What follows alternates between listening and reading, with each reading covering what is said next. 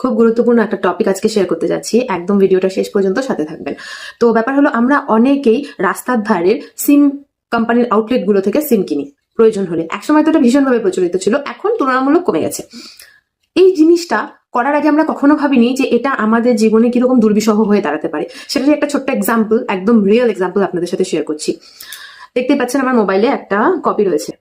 কেরালার একজন ব্যক্তি একটা এফআইআর করেন। এফআইআরটা হলো ওনার অ্যাকাউন্ট থেকে 1,04,000 সামথিং অ্যামাউন্ট ফ্রড হয়েছে, অনলাইন ফ্রড, যেটা শিকার আজকাল অনেকেই হচ্ছে। এবারে যেই সিম বা যেই ফোন নাম্বারটা থেকে এই ফ্রডটা করা হয়েছে সেই নাম্বারটা কোচবিহারের একজন বাসিন্দার। তার মানে স্বাভাবিকভাবেই বোঝা যায় যে এই ফ্রডটা কোচবিহারের সেই বাসিন্দাই করেছে। নামগুলো আমি জনস্বার্থে প্রকাশ্যে আনছি না। এবার এই কেরালার ব্যক্তিরা কেরালা একটা এফআইআর দায়ের করে এবং কেরালা থেকে স্বাভাবিকভাবেই সেটা এখানে ওনাকে সামান রিসিভ করতে হয়, সামান পাঠায়, সার্ভ করে এবং রিসিভ করতে হয়। এবার আমরা যখন একটা সিম নিই, কখনো আমরা ভাবি না যে এটা আমাদের কি করে এই ব্যাপারটা আমাদেরকে হ্যারাস করতে পারে, তাই না? এবার এই যে মামলাটা হচ্ছে, এটা ইনফরমেশন টেকনোলজি অ্যাক্ট এবং আইপিসির অনেকগুলো সেকশন ইনপুট করে একটা ফ্রড কেস, অনলাইন ফ্রডের একটা মামলা দায়ের করা হয়েছে।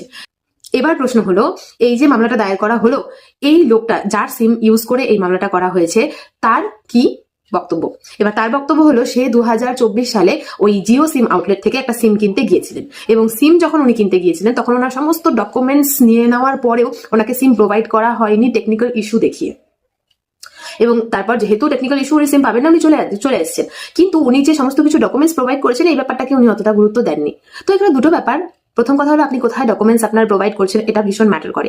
এবং দ্বিতীয়ত, আপনি যেই পারপাস ডকুমেন্টস প্রোভাইড করছেন সেই পারপাসটা যদি আপনার ফুলফিল না হচ্ছে, তাহলে সেইটা উইথড্র করার বা সেটা সেই জায়গাটা থেকে যেন আপনি ডিসমিস হয়ে যাচ্ছেন, সেই ডকুমেন্টসটা যাতে ফার্দার অন্য কোনো কাজে আপনাকে ইউজ না করা হচ্ছে, সেই জিনিসটার খেয়াল রাখা, যেটা এই মানুষটা করেনি, কোচবিহারের বাসিন্দা। এবং তারই ফলাফল ভয়াবহ, যেটা আজকে ওনার এগেনস্টে একটা ফ্রড কেস দায়ের হয়েছে, যেটার ফ্রড অ্যামাউন্ট হলো 1,04,000 টাকার একটু বেশি।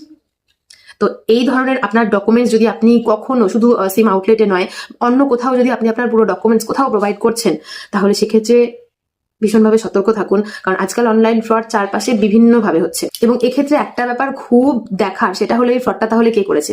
তো যারা ওনার ডকুমেন্টস গুলো নিয়েছে কিন্তু ওনাকে সিম প্রোভাইড করেনি, তারাই নিশ্চয়ই সিমটা তুলেছে এবং তারপর সেটাকে কোনোভাবে হস্তান্তর করেছে। এবং তারপর ফ্রড কি করে হতে পারে সেটা আমাদের মোটামুটি সকলেরই জানা।